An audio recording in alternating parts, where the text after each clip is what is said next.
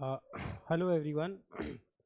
तो जैसे हम पार्ट बी कवर करते आ रहे थे, हमारे कुछ ऐसे के टॉपिक्स बचे हुए थे। तो पार्ट बी में आप सबको मालूम है कि कुछ शॉर्ट आंसर्स पूछने हैं उसको, जो हमने लगभग 12 के आसपास प्रैक्टिस कर लिए हैं। And also they are asking ऐसे, तो एक ऐसे पूछेंगे of 400 marks, 400 words, and they will be giving you 4 options. So you would be having 4 options. Out of those 4 options, you have to choose an option and write an essay in the examination. तो हमारा strategy बहुत clear cut है day one से, कि we are focusing on the most probable topics, और उसके बाद हम वहाँ पे उसी बफर मटेरियल को यूज़ करके आ जाएंगे। अभी जैसे ये देखो टॉपिक आया, the economic rise of India, challenges and prospects. तो इसमें सबसे पहले इस चीज़ को समझने की कोशिश करो। At the time of independence, जब हम आज़ाद हुए थे,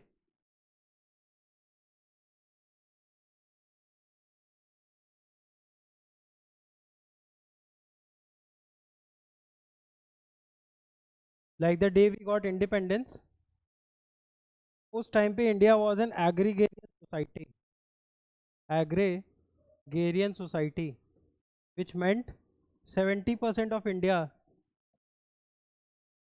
was living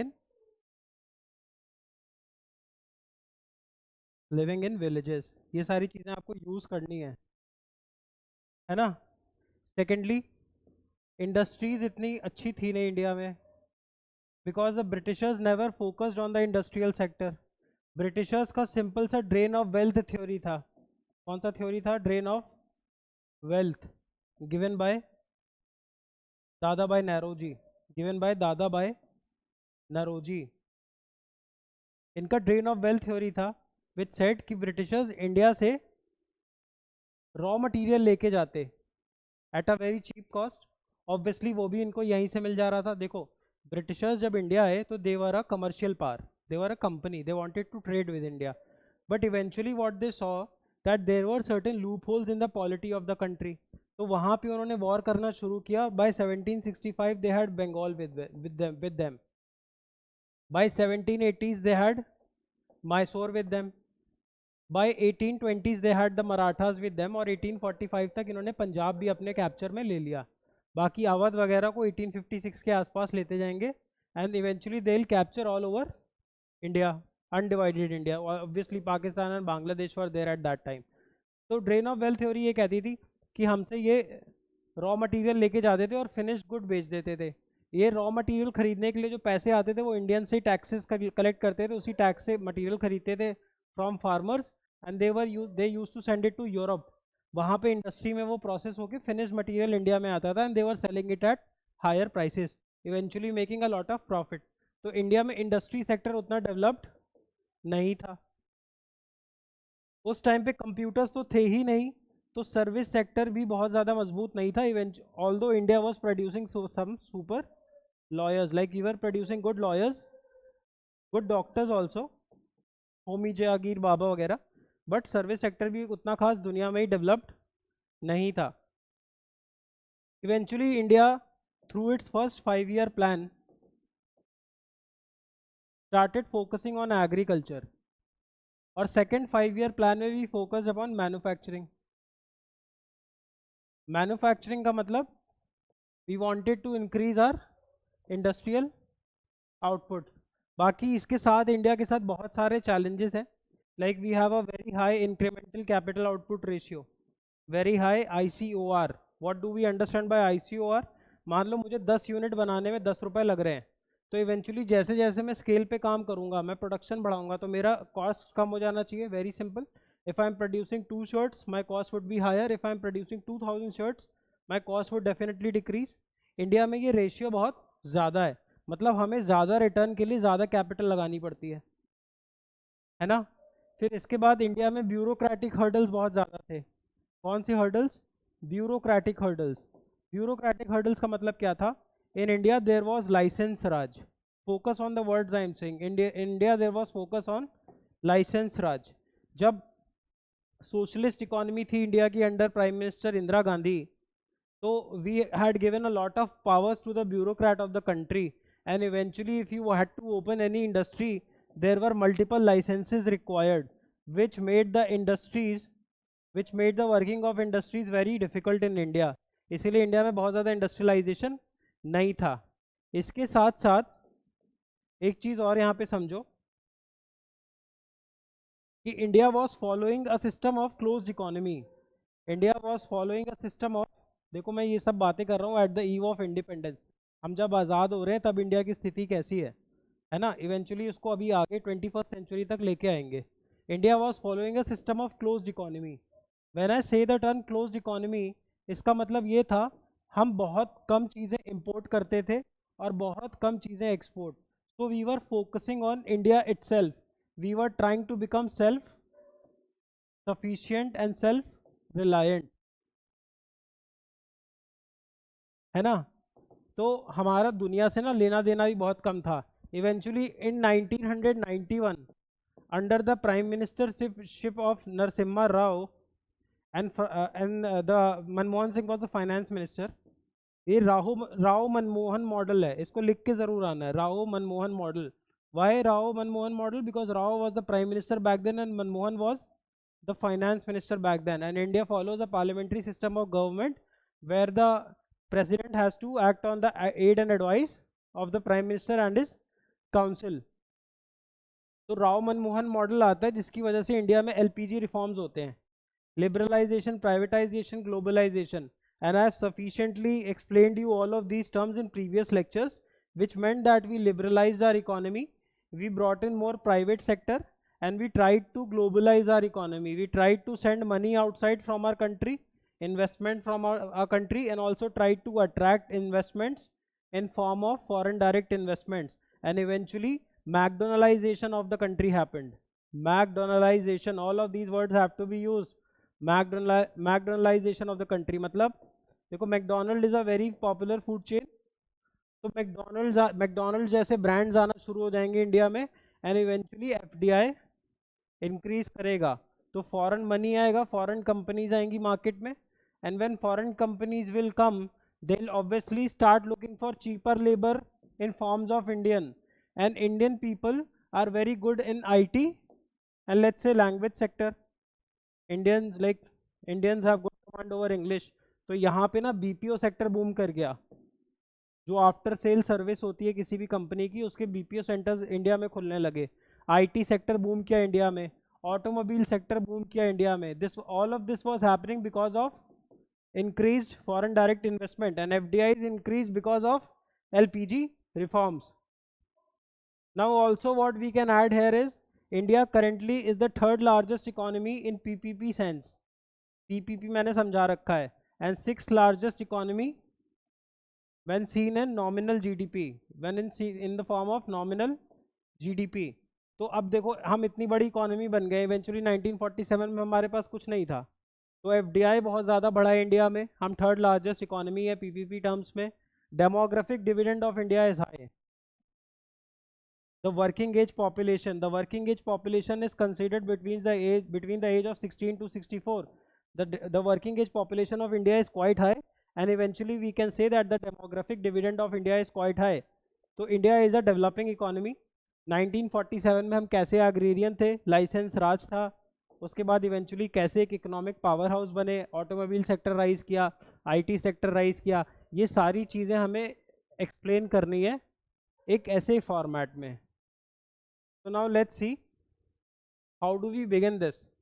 India has emerged as one of the fastest growing economies in the world. आप ये लाइन लिखोगे और इस लाइन के साथ सब्सटैंशिएट इसको कैसे करोगे? So we'll substantiate every argument that we are trying to present here through examples and illustrations, and these examples and illustrations have to be used in the examination. Only then will the examiner be giving us marks, because हम उसको बताएंगे ना कि हमारे पीछे legal backing ये है या फिर इस वजह से we are quoting this. So now let's start. This says India has emerged as one of the fastest growing economies in the world.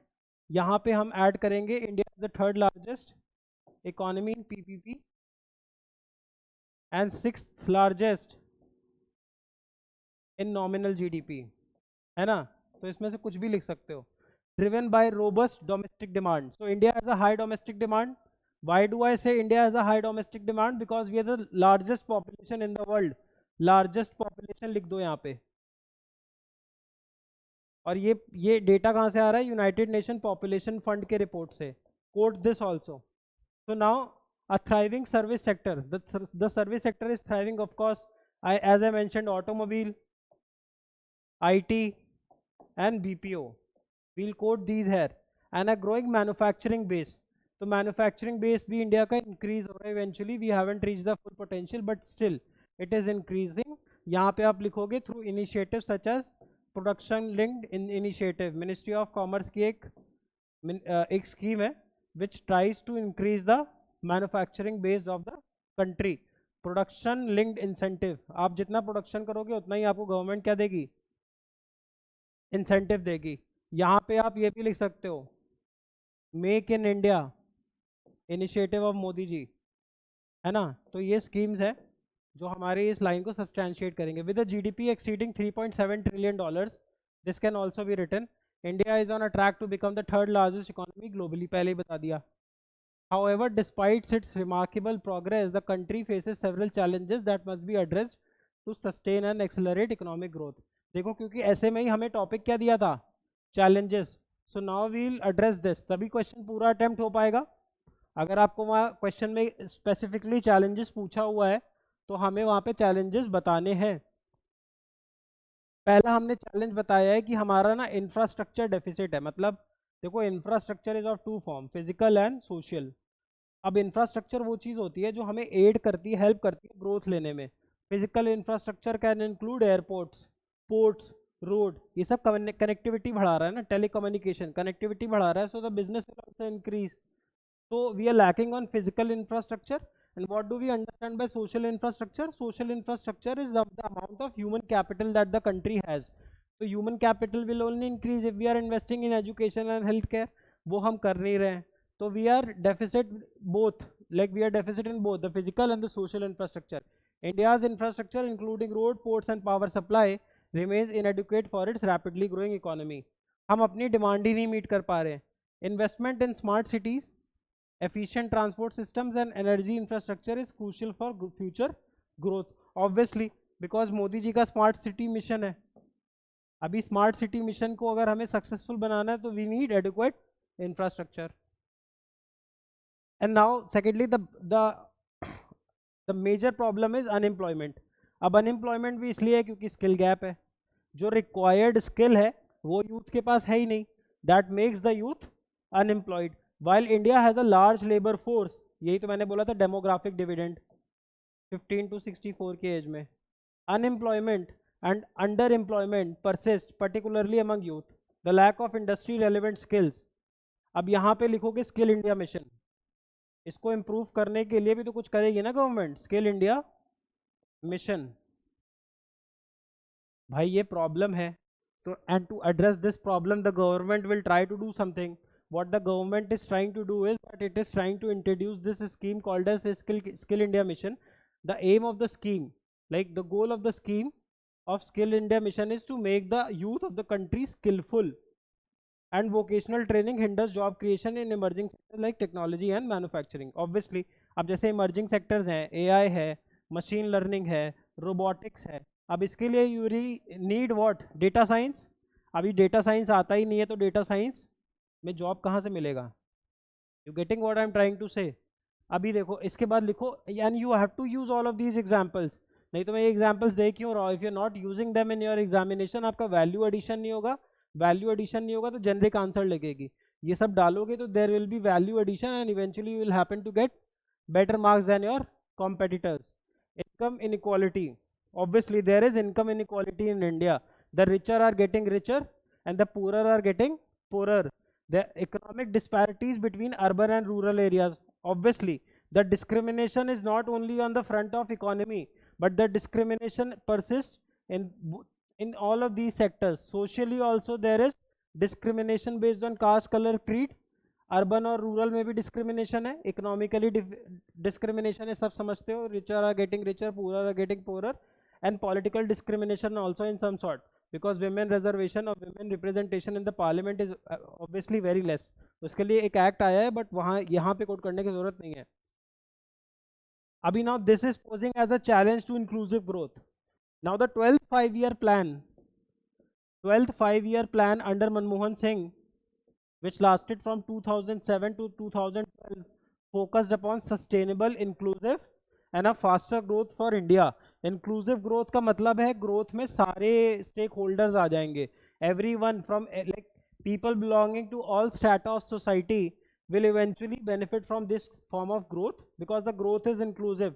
It is trying to accommodate everyone, because it is trying to address what? Inequality through social programs, and we are trying to focus upon providing more and more opportunities through education and employment. अब यहाँ पे आप लिख सकते हो PM Shri schools, the केंद्रीय विद्यालय. You can also write Eklavya model, Eklavya residential model schools for SC ST people, exclusively for the SC and ST category students.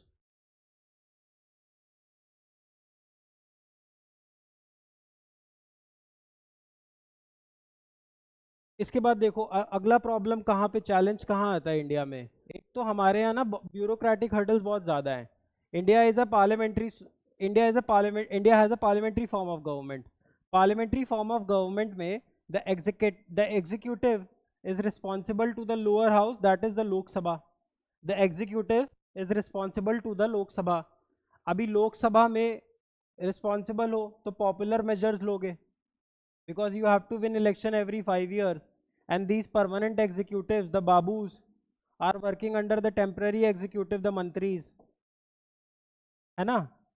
तो इंडिया में ब्यूरोक्रेटिक हर्डल्स बहुत ज़्यादा है, रूल्स रेगुलेशंस बहुत ज़्यादा है. इसके लिए obviously the government is trying to bring in more efforts. यहाँ पे आप मिशन कर्मयोगी लिख दो. मिशन कर्मयोगी लाइए government of India.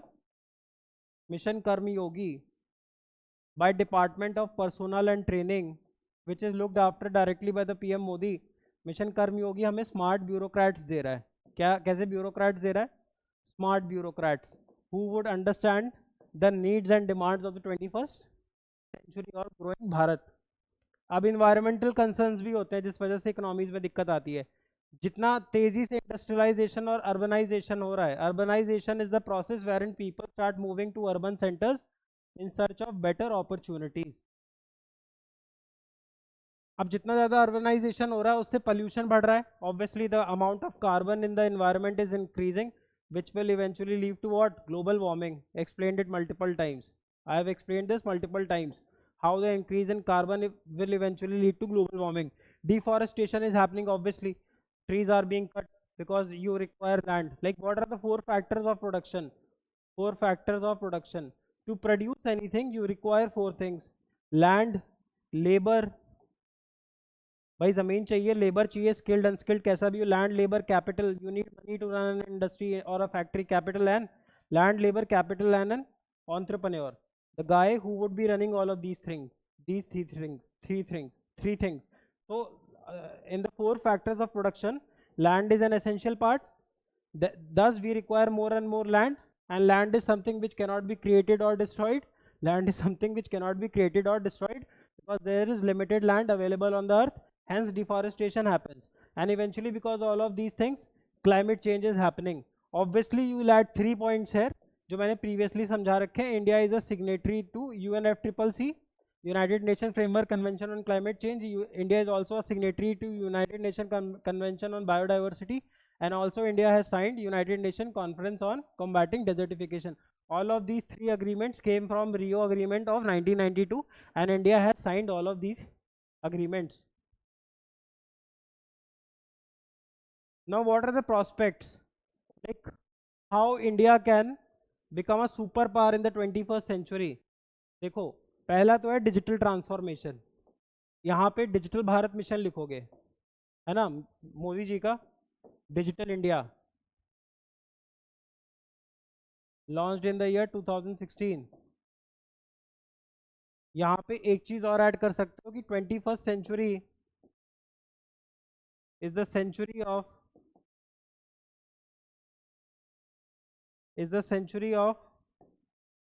artificial intelligence, machine learning and internet of things, etc. Hence industrial revolution 4.0 will happen, and since industrial revolution 4.0 will happen,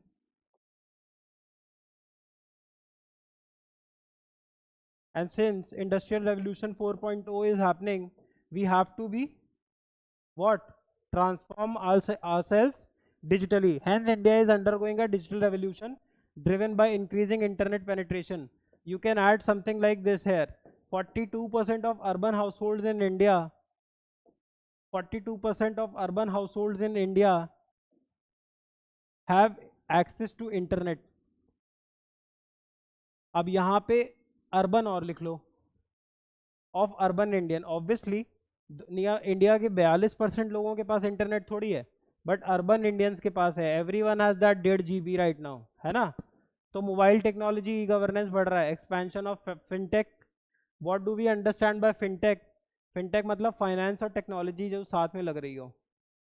अब Paytm देखो क्या है, पेटीएम में फाइनेंस लगा है, पैसा लगा है और टेक्नोलॉजी यूज हो रही है. तो Paytm is also a part of what? Fintech. Google Pay is a part of fintech. Crypto currency is a part of, because the technology and finance part, both of these things are existing. फिर इसके बाद e commerce सब समझते हो, Amazon, Flipkart. AI driven industries present significant growth opportunity. सही बात है. Make in India and manufacturing growth. Government initiatives like Make in India and PLI अभी बताया सबको, aims to boost domestic manufacturing because we want to increase our manufacturing capacities. We have to decrease our ICOR, incremental capital output ratio. Foreign investments बढ़ेंगे और India एक global manufacturing hub बनेगा. अभी global manufacturing hub कौन है? China, because of its cheap labour and good technology.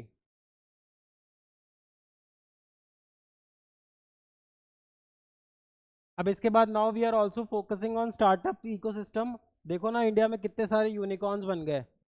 India में मोदी जी का एक स्कीम है, तो there is this scheme by Modi ji by the name of startup India. आप स्टार्टअप इंडिया में अगर एज अ स्टार्टअप रजिस्टर करते हो तो you get a lot of tax exemptions and other benefits from the government of India, because the government of India is also focusing on building the startup ecosystem. Because जो jobs है ना, jobs आपको देखो, agriculture sector इतना beneficial नहीं होता. Service sector में job ज़्यादा लगती नहीं है, एक आदमी ज़्यादा लोगों का काम कर रहा होता है. लेट्स से एन एक्टर, एक एक्टर आएगा करोड़ों कमाएगा, बट डिस्ट्रीब्यूशन नहीं होगा. बट मैन्युफैक्चरिंग और फैक्ट्री ऐसी चीज़ें हैं ना, इंडस्ट्री जिसमें जॉब ग्रोथ बहुत ज़्यादा है. इसीलिए government of India is trying to focus on investments. उससे प्रोडक्शन बढ़ेगा, एम्प्लॉयमेंट बढ़ेगा, एम्प्लॉयमेंट बढ़ेगा तो लोगों का इनकम बढ़ेगा, इनकम बढ़ेगा तो लोगों की सेविंग्स बढ़ेंगी, सेविंग्स बढ़ेंगी तो वो डिमांड करेंगे, डिमांड करेंगे तो eventually investment will increase. This is called as production cycle. ये भी एग्जाम में बना के आना है, प्रोडक्शन साइकिल. अब यहाँ पे तुम यहाँ पे एक चीज़ और लिख सकते हो कि इंडिया हैज़ 100 यूनिकॉर्न्स. यूनिकॉर्न क्या होता है? यूनिकॉर्न वो कंपनी होता है जिसका वैल्यूएशन $1 बिलियन से ज़्यादा हो. तो अगर $1 80 रुपये का पकड़ के चलो तो अभी के मतलब 8,000 crore. If any company is valued more than 8,000 crore it is a unicorn. तो इंडिया में 100+ यूनिकॉर्न्स भी बन चुके हैं. Global trade and investment. India is actively engaging in global trade through free trade agreements, समझा रखा है. Strengthening trade relation with ASEAN बता रखा है. EU आपको मालूम है. And the US will boost exports and economic stability. अब रिन्यूएबल एनर्जी पे भी हमारा फोकस है, ये भी मैंने आपको बता रखा है. यहाँ पे आप मिशन लाइफस्टाइल फॉर एनवायरनमेंट लेके आओगे, है ना, COP28 लेके आओगे, नेट जीरो लेके आओगे, सब एक्सप्लेन कर रखा है. अब यहाँ पे क्या लिखा है? India is investing heavily in renewable energy. Energy that can be renewed is renewable energy, aiming to achieve 500 gigawatt of non fossil fuel capacity. Because fossil fuel को बर्न करने से कार्बन एमिट होता है, कार्बन एमिट होने से global warming होती है. Green energy initiatives will drive sustainable energy security. यहाँ पे ग्रीन इंडिया मिशन भी ऐड कर सकते हो, ग्रीन इंडिया मिशन. कंक्लूजन में क्या लिखोगे? India's economic rise is driven by strong policy reforms. Obviously, we will have to bring in strong policy reforms through bureaucrats, digital advancement, global integration. Obviously, LPG के through global integration हो रहा है. However, addressing infrastructure का gap जो है, employment के challenges हैं, and environmental concern is crucial for sustainable growth. Sustainable growth is a very important word for 21st century. Explain किया हुआ मैंने पहले. With strategic investments and policy measures, India can position itself as a global economic powerhouse in the coming decades. बहुत अच्छा answer बन जाएगा आपका. आप ये फैक्ट्स यूज़ करो जो मैंने आपको सारे बताए हैं, इन्हीं लाइंस पे इनको इम्बाइब करने का कोशिश करो. इतना याद करके जाओ, eventually you will write a very super answer in the examination. Now coming on to topic number 2, India strategy for sustainable development in the 21st century. Let's take a break for 2-3 minutes and we'll start again. 2-3 minute का break लेते हैं, आप live रहो, मैं आ रहा हूँ.